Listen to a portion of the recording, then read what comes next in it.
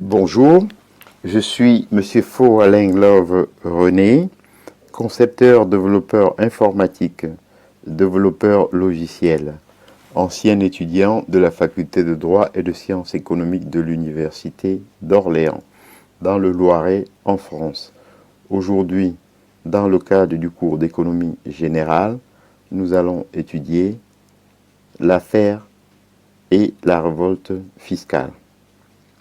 Représentant de l'économie de l'offre, Arthur Laffer, né en 1940, est un autre partisan inspirateur de Ronald Reagan. En 1979, il publie avec Jan Seymour The Economy of Tax Revolt, l'économie de la révolte fiscale. Son œuvre est tout entière contenue dans l'adage « Trop d'impôts tue l'impôt » et dans la fameuse courbe de l'affaire qui passe pour être la preuve scientifique.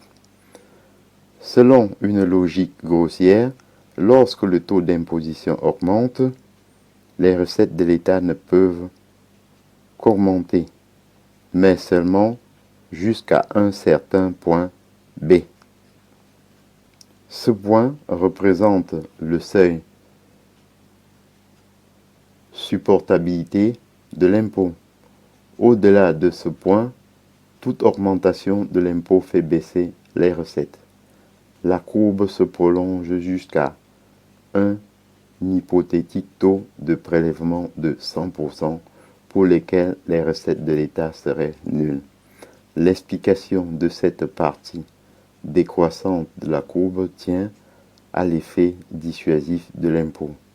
Au-delà de certains taux, les gens seraient découragés de travailler ou de gagner de l'argent et préféreraient travailler moins et gagner moins, ou ce qui revient au même, déclarer moins. L'affaire dénonce donc l'irrationalité d'un taux d'imposition excessif. Si ce taux se situe à un certain point C, l'État se condamne à avoir moins de recettes qu'en un point B et autant qu'en un point A, c'est-à-dire pour un taux nettement plus bas.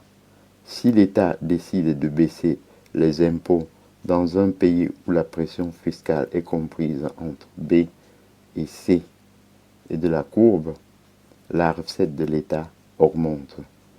Dans la réforme fiscale réclamée par les économistes de l'offre, deux idées sont mises en avant. La réduction du poids global des prélèvements, la réduction ou l'abolition de la progressivité de l'impôt, considérée comme particulièrement injuste et pénalisante pour les hauts revenus, qui sont ceux qui se réinvestissent le plus.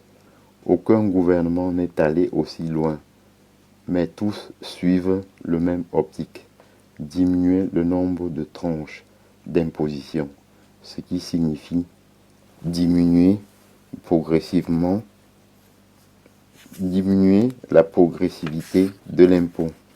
Ainsi, j'en ai donc terminé avec la courbe de l'affaire et je vous en remercie. Bonjour.